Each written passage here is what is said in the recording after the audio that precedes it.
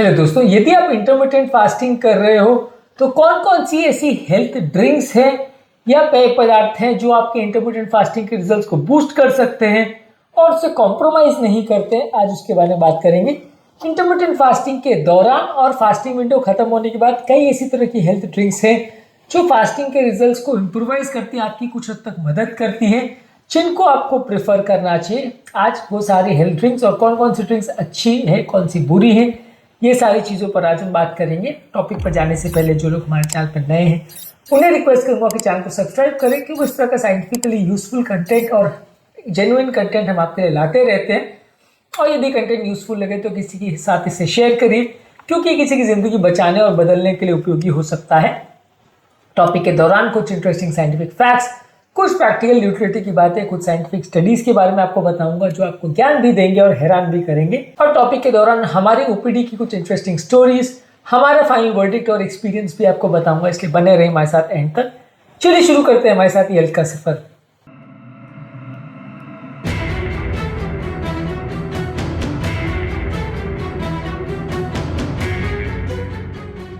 Intermittent fasting के दौरान आपका फेवरेट हेल्थ ड्रिंक कौन सा है, कमेंट सेक्शन में लिख के हमें बताएं। सबसे इंपॉर्टेंट और क्रूशियल हेल्थ ड्रिंक जो सुबह सुबह आपको पीना चाहिए फास्टिंग के दौरान, जो फास्टिंग विंडो के दौरान या फास्टिंग विंडो खत्म होने के बाद हर टाइम आपको ज़्यादा लेना चाहिए, वो है पानी। यदि आप ज़्यादा मात्रा में पानी लेते हैं तो वो आपकी कमजोरी सुस्ती को इम्प्रोवाइज करता है, आपके मेटाबॉलिक प्रोसेस को बूस्ट करता है। ये ओवरऑल आपकी बॉडी के लिए अच्छा है, आपकी ओवरऑल इंड्योरेंस को और फास्टिंग के विंडो को भी इम्प्रोवाइज करने में मदद करता है। मेटाबॉलिज्म के लिए सबसे बेस्ट ड्रिंक है, तो जितनी ज्यादा मात्रा में हो सके पानी पीजिए। यदि बॉडी डिहाइड्रेटेड होगी तो फास्टिंग को करना और मेटाबॉलिज्म को मैनेज करना काफी मुश्किल हो जाता है, इसलिए ज्यादातर फास्टिंग के दौरान आपको कोशिश करनी चाहिए कि ज्यादा से ज्यादा मात्रा में पानी पीजिए। पानी की प्यास ना भी लगे तो भी 2 से 3 लीटर पानी पीना है। और इसमें कोई फ्लेवर्ड वाटर या स्पार्कलिंग वाटर या ऐसा कुछ स्पेसिफिक वाटर नहीं, सिंपल पानी जो कि फिल्टर्ड हो, क्लीन हो, वैसा पानी आपको पीना है। जितनी ज्यादा मात्रा में हो पीना है, ये आपकी हेल्थ के लिए ज़्यादा अच्छा है। इसके अलावा आप ले सकते हैं कुछ मात्रा में ब्लैक कॉफ़ी, क्योंकि ये फैट मेटाबॉलिज्म को बूस्ट करने में मदद करता है। बहुत ज़्यादा मात्रा में कॉफ़ी मत लीजिए, कॉफ़ी में बहुत ज़्यादा शुगर या मिल्क डाल के लेंगे तो फ़ायदा नहीं करेगा।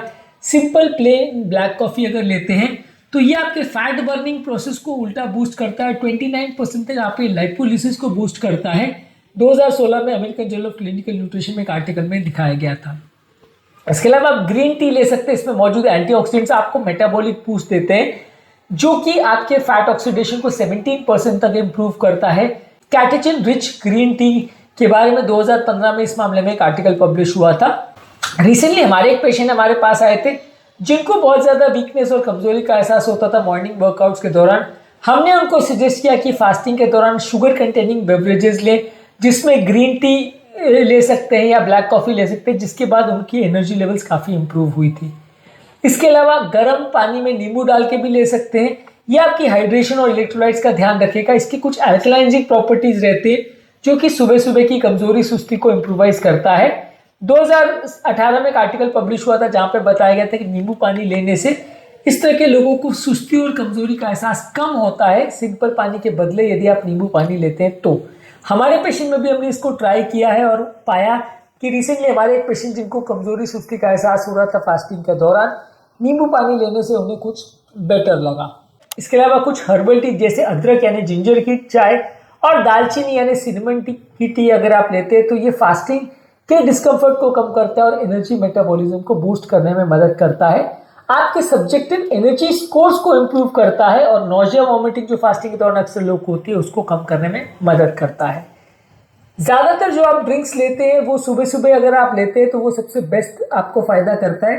अगर आप एनर्जी वाली ये ड्रिंक्स दोपहर को लेते हैं तो इसका इफेक्ट बॉडी में अलग अलग तरह से होगा। आपको ध्यान रखने की ज़रूरत है कि ये कोई भी ड्रिंक्स में कैलोरी नहीं होनी चाहिए, क्योंकि अगर आप फास्टिंग विंडो के दौरान ले रहे हो तो कोई भी ड्रिंक में आपकी कैलोरीज नहीं जानी चाहिए, क्योंकि कैलोरी अगर बॉडी में जाएगी तो वो इंसुलिन प्रोड्यूस करेगी और इंसुलिन बनने से आपका फास्टिंग का पर्पस डिफीट हो जाएगा। तो आपको बिल्कुल लो कैलोरी डाइट लेना है। इसके अलावा आप कुछ कॉम्बिनेशन ड्रिंक्स जिसमें सॉल्ट और इलेक्ट्रोलाइट्स भी पानी में डाल के ले सकते हैं, वो आपके लिए ज़्यादा मददगार है। जहाँ तक सवाल है गर्म ड्रिंक लेना चाहिए या ठंडा, तो ओवरऑल जो है आप अगर गर्म बेवरेजेस लेते हैं तो आपकी डाइजेशन को स्टिमुलेट करता है, ठंडे ड्रिंक्स अगर आप लेते हैं तो कंपेरेटिवली आपकी डाइजेशन को कम करता है, डाइजेशन की एफिशिएंसी को कम करता है, सर्कुलेशन की एफिशिएंसी को भी कम करता है। तो थोड़ा से गर्म ड्रिंक को लेंगे तो ज्यादा अच्छा है। ठंडे पेय पदार्थ के बदले हॉट बेवरेजेस आपके लिए ज्यादा अच्छे हैं फास्टिंग के दौरान।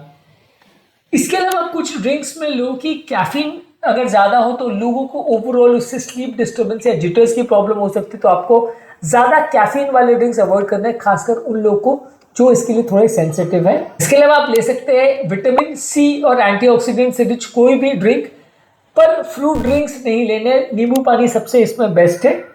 विटामिन सी की कमी अगर बॉडी में इंप्रूव होती है तो बॉडी का ओवरऑल एल्कलाइजेशन होता है, जो कि आपकी ओवरऑल फास्टिंग के लिए अच्छा माना जाता है। इसके अलावा इलेक्ट्रोलाइट इन्फ्यूज वाटर ले सकते हैं, जिसमें वाटर में कुछ इलेक्ट्रोलाइट्स और खासकर पिंक सॉल्ट अगर डालते हैं तो ये आपकी कमजोरी, सुस्ती, हंगर, हेडेक्स को कम करता है और ओवरऑल आपको फास्टिंग में ज्यादा बेटर रिजल्ट्स देता है। इसके अलावा सिनेमन वाटर ले सकते हैं, पानी में दालचीनी डाल के ले सकते हैं। ये आपकी ब्लड ग्लूकोज की क्रेविंग्स को कम करता है और कार्बोहाइड्रेट एब्जॉर्प्शन को स्लो करता है। ओवरऑल ये आपके हंगर स्पाइक्स को कम करने में मदद करता है। इसके अलावा आप मेथी का पानी ले सकते हैं, आपके इंसुलिन सेंसिटिविटी को इंप्रूव करता है, डाइजेशन को इंप्रूव करता है और अगर किसी व्यक्ति को डायबिटीज या पीसीओडी की प्रॉब्लम है तो उनकी क्रेविंग्स को भी कम करता है। इसी तरह से जीरा का पानी भी ले सकते हैं, ये भी आपकी डाइजेशन को इंप्रूव करता है, मेटाबॉलिज्म को इंप्रूव करता है और शरीर में पानी भरने के जो प्रॉब्लम कई बार किसी लोग को होती है उसको भी कम करने में मदद करता है। इसके अलावा आप ले सकते हैं एप्पल साइडर विनेगर, जिसमें 1 से 2 चम्मच एप्पल साइडर विनेगर आप लेते हैं। उसको अनडाइल्यूटेड नहीं लेना है, नहीं तो वो ज्यादा नुकसान करता है। आपको डाइल्यूट करके ही लेना है। ये फैट ब्रेकडाउन में मदद करता है और खाने के बाद जो शुगर के स्पाइक्स होते हैं उसको कम करने में मदद करता है। कोई भी फ्रूट जूस आपको नहीं लेना है, कोई भी पैकेज एनर्जी ड्रिंक्स नहीं लेना है, कोई भी नारियल पानी नहीं लेना है, मिल्क और शुगर टी नहीं लेना है। ये सारे बुरे बेवरेजेस हैं। जितना ज्यादा शुगर होगा उतना ज्यादा वो आपकी फास्टिंग को कॉम्प्रोमाइज करेगा, रिजल्ट्स को कॉम्प्रोमाइज करेगा। तो आपको ज्यादातर वही ड्रिंक्स प्रेफर करना है जिसमें कोई भी कैलोरी नहीं हो या बहुत कम कैलोरी हो, ताकि बॉडी में इंसुलिन का स्पाइक ना हो। जो भी शुगर वाले बेवरेजेस आप लेते हैं वो बॉडी में इंसुलिन लेवल्स को बढ़ाते हैं और आपका फास्टिंग को तोड़ देते हैं, तो आपको उनको अवॉइड करना है। ज्यादातर आपको लॉन्ग फास्ट को ब्रेक करने के लिए पानी और इलेक्ट्रोलाइट्स वाले ड्रिंक का प्रयोग करना चाहिए, जिससे कि आपका ओवरऑल चक्कर और कमजोरी की प्रॉब्लम कम होगी और उसके 15 से 20 मिनट बाद ही आपको खाना खाना चाहिए। अगर किसी व्यक्ति को डायबिटीज, एसिडिटी और किडनी का प्रॉब्लम है या वो यूरिन बढ़ाने वाली मेडिसिन पर है तो वैसे लोगों को ड्रिंक्स डिसाइड करने से पहले अपने डॉक्टर के साथ जरूर चर्चा कर लेनी चाहिए। आज के टॉपिक में हमने बात करी कि फास्टिंग के रिजल्ट्स को इम्प्रोवाइज करने के लिए कौन कौन से ड्रिंक सबसे अच्छे हैं। इस मामले में पानी, नींबू पानी, black T, black coffee, green tea और हर्बल टीज आपके लिए अच्छे हैं। इस मामले में शुगर वाले ड्रिंक्स को अवॉइड करना है, सिंपल पानी आपको ज्यादा लेना है, कैफीन के इंटेक को कम करना है और ओवरऑल आपको कोई भी कैलोरी इंटेक को बने जितना कम करना है। अगर आप कैलोरी वाले ड्रिंक्स लेते तो फास्टिंग के रिजल्ट्स को कॉम्प्रोमाइज करते तो आपको उसको अवॉइड करना है। उम्मीद करूंगा कि आज के टॉपिक में कुछ नई बातें जानने को मिली होगी। जो लोग हमारे चैनल पर नए उन्हें रिक्वेस्ट करूंगा कि चैनल सब्सक्राइब करें। हमारे चैनल पे हेल्थ से रिलेटेड काफी साइंटिफिकली करेक्ट कंटेंट अवेलेबल है, तो इसलिए आपको हेल्थ में इंप्रूवमेंट काफी मिलेगा हमारे कंटेंट को देख के। यदि आपको कंटेंट यूजफुल लगता है तो फ्रेंड्स फैमिली के साथ इसे शेयर भी करें, क्योंकि किसी की जिंदगी बचाने और बदलने में उपयोगी हो सकता है।